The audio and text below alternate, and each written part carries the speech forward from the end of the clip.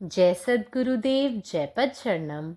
मेरे सद्गुरु की वाणी परम संत महात्मा यशपाल जी महाराज का प्रवृत्ति में निवृत्ति गृहस्थ धर्म के लिए श्रीमद् भगवद गीता का गीता सुधा भाष्य अध्याय 3 श्लोक 37।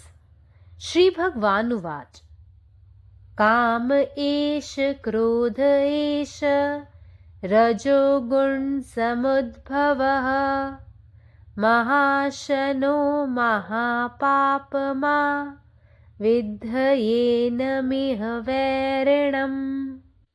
इस पर योगियों के निष्काम मन में रमण करने वाले पुरुष श्रेष्ठ श्री कृष्ण ने कहा, हे अर्जुन, मैं बतलाता हूँ, सुनो।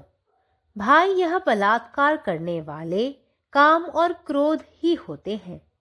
इनमें करुणा का लेश भी नहीं होता। ये काल के समान निष्ठुर होते हैं। ये ज्ञान रूपी संपत्ति को घेर कर बैठने वाले काल सर्प हैं, अथवा विषयों की खाई में भाग है, अथवा इन्हें ईश्वर भक्ति के मार्ग में डाका डालने वाले प्राण घातक डोम ही समझना चाहिए।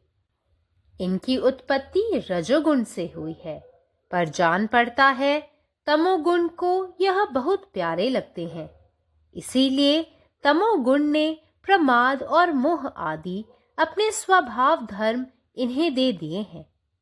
ये काम और क्रोध प्राण लेने वाले हैं, इसलिए मृत्यु की राजधानी में इनका बहुत सम्मान है।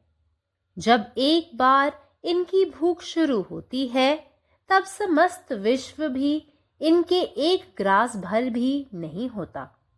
ज्यों ज्यों इनका हाथ चलता जाता है, त्यों त्यों इनकी आशा भी उत्तरोत्तर बढ़ती जाती है।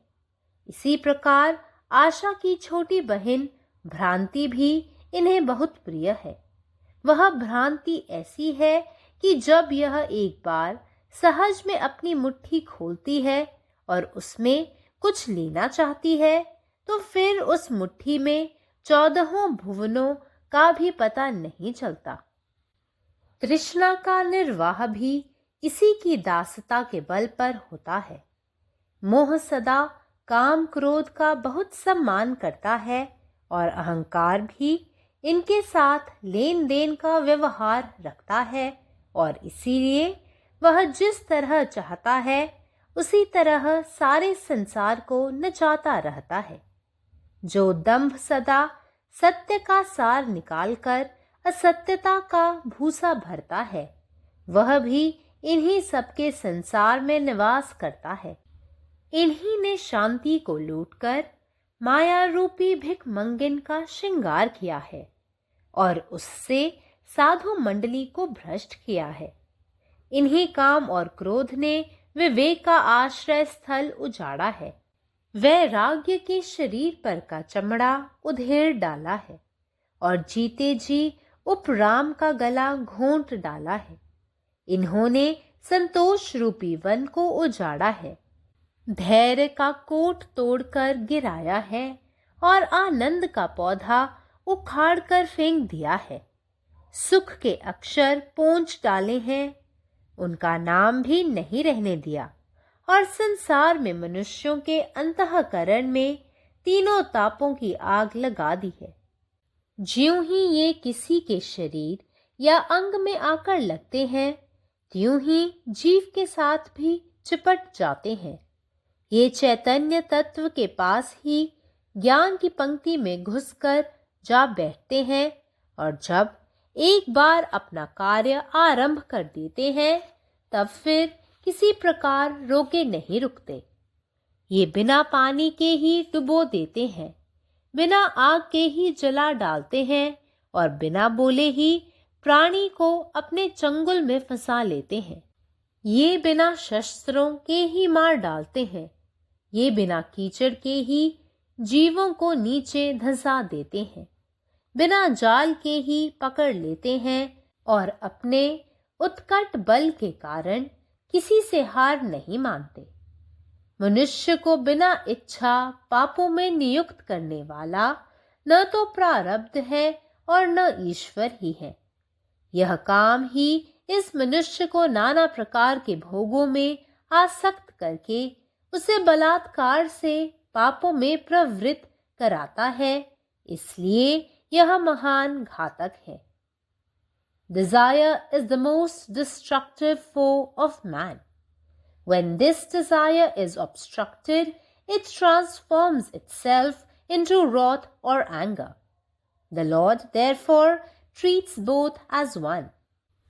It takes its origin in Rajas and aggravates it further. As fire cannot be extinguished by feeding it with fuel, desire cannot be appeased by supplying it with sense objects. The more it gluts, the more it craves. Sin increases in direct proportion to desire. It is therefore Satan, the arch enemy of man. Om. जय गुरुदेव, जय पदशरण. गीतासुधा अध्याय 3 श्लोक 37. परमेश्वराने म्हटले आहे की इच्छा आणि क्रोध हे वासनेचे मूळ आहे. ते महापाप आणि ज्ञानाचे पापी आहेत. यावर योगींच्या निस्वार्थ मनामध्ये राहणारे सर्वोत्तम पुरुष भगवान श्रीकृष्ण म्हणाले, हे अर्जुना, मी तुला सांगतो, हे भाऊ ऐक, हे बलात्कारी वासना आणि क्रोध आहेत. त्यांच्यात करुणेचाही अंश नाही. ते काळा इतकेच निर्दयी आहेत. ते ज्ञानाच्या संपत्तीला वेढणारे मृत्यूचे सापच आहेत, किंवा इंद्रिय सुखांच्या अथांग डोहात असलेले वाघ आहेत, किंवा त्यांना देवाच्या भक्तीचा मार्ग हिरावून घेणारे प्राणघातक निवासस्थान असे मानले पाहिजे. ते वासनेपासून उद्भवले होते, परंतु असे दिसते की ते वासनेला खूप प्रिय आहे. म्हणूनच वासनेने त्यांना त्यांचे नैसर्गिक गुण दिले आहेत, जसे की निष्काळजीपणा आणि आसक्ती. हे वासना आणि क्रोध जीवघेणे आहेत आणि म्हणूनच मृत्यूच्या राज्यात त्यांचा खूप आदर केला जातो. एकदा त्यांची भूक पेटली की संपूर्ण विश्व देखील त्यांच्यासाठी पुरेसे नसते. त्यांचे हात हलतात तसतसे त्यांच्या आशा देखील वाढतात. त्याचप्रमाणे आशेची धाकटी बहीण भ्रम ही देखील त्यांना खूप प्रिय आहे. भ्रम असा आहे की जेव्हा तो सहजतेने आपली मुठ्ठी उघडतो आणि काहीतरी इच्छितो, तेव्हा त्या मुठ्ठीत 14 जग देखील दिसत नाही. तृष्णा देखील तिच्या दासत्व किंवा नोकरी या नौकर म्हणूनच टिकून राहते. आसक्ती नेहमीच वासना आणि क्रोधाचा आधार करते आणि अहंकाराचा देखील त्यांच्याशी देण्या घेण्याचा संबंध असतो आणि म्हणूनच तो सर्व जगाला त्याच्या इच्छेनुसार नियंत्रित करतो. सत्याचे सार नेहमीच काढणारा आणि खोट्याने भुसाने भरणारा अहंकार देखील या सर्व जगात राहतो. त्यांनी शांती लुटलेली आहे आणि भिकारी स्त्रीला भ्रमाने सजवलेले आहे आणि त्यासोबत त्यांनी संतांच्या गटाला भ्रष्ट केले आहेत. याच वासना आणि क्रोधाने ज्ञानाचे आश्रयस्थान नष्ट केलेले आहे. अलिप्ततेच्या शरीराची त्वचा काढून टाकलेली आहे आणि जिवंतांचा गळा दाबला आहे. त्यांनी समाधानाचे जंगल उद्ध्वस्त केले आहे. संयमांचे आवरण उद्ध्वस्त केलेले आहे. आनंदाचे रोप उपटून टाकलेले आहे. आनंदाची अक्षरे पुसून टाकलेली आहेत. त्याचे नावही राहू दिले नाही. आणि या जगात मानवाच्या अंतर्मनात 3 प्रकारच्या दुःखांची आग पेटवलेली आहे. ते एखाद्या शरीराला किंवा अवयवाला स्पर्श करतात. ते लगेच आत्म्याला चिकटून राहतात. ते चेतन तत्वाजवळ ज्ञानाच्या रांगेत प्रवेश करतात आणि एकदा ते त्यांचे कार्य सुरू केले की ते थांबविता येत नाही. ते पाण्याशिवाय बुडतात, अग्निशिवाय जळतात आणि शब्दाशिवाय एखाद्या जीवाला अडकवतात. ते शस्त्राशिवाय मारतात. ते चिखलाशिवाय प्राण्यांना गाडतात. जाळ्याशिवाय त्यांना पकडतात आणि त्यांच्या प्रचंड शक्तीमुळेच ते अपराजित राहतात. नशीब किंवा देव नाही, जे एखाद्या व्यक्तीला त्याच्या इच्छेशिवाय पाप करण्यास भाग पाडते. वासनाच मनुष्याच्या विविध प्रकारच्या सुखांचे व्यसन लावते आणि जबरदस्तीने त्याला पाप करण्यास प्रवृत्त करते. म्हणूनच ते अत्यंत धोकादायक आहे. जय गुरुदेव. സദ്ഗുരുവിൻ്റെ സന്ദേശം. അധ്യായം 3, ശ്ലോകം 37. കാമേഷ് ക്രോധേഷ് രജോ ഗുണ സമുദ്ഭവ മഹാശനു മഹാപാപാത്മ വിദ്യാൻമിഹ വൈരിണം. യോഗികളുടെ നിസ്വാർത്ഥമായ മനസ്സിൽ ആനന്ദം കണ്ടെത്തുന്ന ഉത്തമനായ ശ്രീകൃഷ്ണൻ അർജുനനോട് ഇങ്ങനെ പറഞ്ഞു: ഹേ അർജുന, ഞാൻ പറയുന്നത് കേൾക്കൂ. കാമവും കോപവുമാണ് ബലപ്രയോഗത്തിന് അഥവാ നിർബന്ധത്തിന് കാരണമാകുന്നത്. അവയിൽ കരുണയുടെ ഒരു കണിക പോലുമില്ല. അവ കാലത്തെ പോലെ ക്രൂരമാണ്. അറിവിൻ്റെ സമ്പത്തിനെ ചുറ്റിപ്പറ്റിയുള്ള കാലത്തിൻ്റെ പാമ്പുകളോ വിഷയങ്ങളുടെ അഗാധതയിലെ കടുവകളോ ആണ് അവ. അല്ലെങ്കിൽ ദൈവഭക്തിയുടെ പാതയിൽ കൊള്ളയടിക്കുന്ന മാരകമായ ഭൂതങ്ങളായി അവരെ കണക്കാക്കണം. അവ രജോ ഗുണത്തിൽ നിന്നാണ് ഉത്ഭവിച്ചത്. പക്ഷേ തമോ ഗുണം അവരെ വളരെയധികം ഇഷ്ടപ്പെടുന്നതായി തോന്നുന്നു. അതുകൊണ്ടാണ് തമോ ഗുണം അവർക്ക് അശ്രദ്ധയും ആസക്തിയും പോലുള്ള സ്വഭാവം നൽകിയിരിക്കുന്നത്.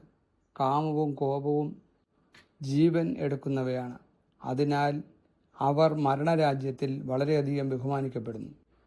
ഒരിക്കൽ വിശപ്പ് ആരംഭിച്ചു കഴിഞ്ഞാൽ മുഴുവൻ പ്രപഞ്ചവും അവർക്ക് മതിയാകില്ല. അവരുടെ ഗ്രഹണശക്തി വർദ്ധിക്കുമ്പോൾ പ്രത്യാശയും വർദ്ധിക്കുന്നു. അതുപോലെ പ്രതീക്ഷയുടെ സഹോദരീഭാവമായ മായയും അവർക്ക് പ്രിയപ്പെട്ടതാണ്. ഭ്രമം അനായാസമായി അതിൻ്റെ മുഷ്ടി തുറന്ന് എന്തെങ്കിലും ആഗ്രഹിക്കുമ്പോൾ 14 ലോകങ്ങൾ പോലും ആ ഗ്രഹണത്തിനുള്ളിൽ അദൃശ്യമാകും. ഭ്രമം അതിൻ്റെ അടിമത്തത്താൽ നിലനിൽക്കുന്നു. ആസക്തി എപ്പോഴും കാമത്തെയും കോപത്തെയും ഉയർന്ന നിലയിൽ നിലനിർത്തുന്നു. അഹങ്കാരവും ഈ വികാരങ്ങളുമായി അഭേദ്യമായ ബന്ധം പുലർത്തുന്നു.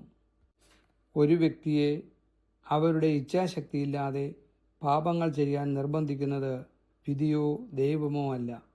ഒരു വ്യക്തിയെ വിവിധതരം സുഖങ്ങൾക്ക് അടിമയാക്കുന്നതും നിർബന്ധിതമായി പാപങ്ങൾ ചെയ്യാൻ പ്രേരിപ്പിക്കുന്നതും കാമമാണ്. അതിനാൽ അത് വളരെ അപകടകരവുമാണ്.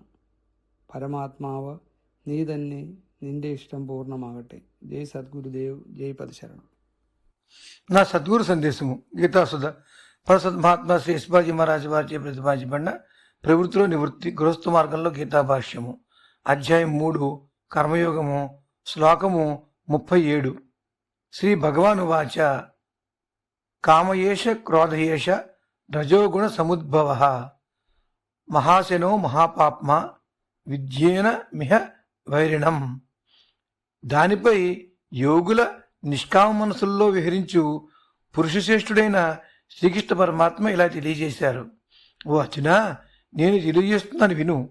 అట్లు బలాత్కారం చేయనివి కామక్రోధములే అయి ఉన్నవి. వీటి యందు కరుణ అనేది లేచి మాత్రం కూడా ఉండదు. అవి కాలుని వలె నిర్దయమైనవి. అవి జ్ఞానరూప సంపదను చుట్టుకొని ఉన్న కాలసర్పముల వంటివి. విషయాల కందకంలో పెద్ద పులి వంటివి. ఇంకా ఈశ్వర భక్తి మార్గంలో దోపిడీ చేసే ప్రాణఘాతక నీచజాతి అయిన అర్థం చేసుకో.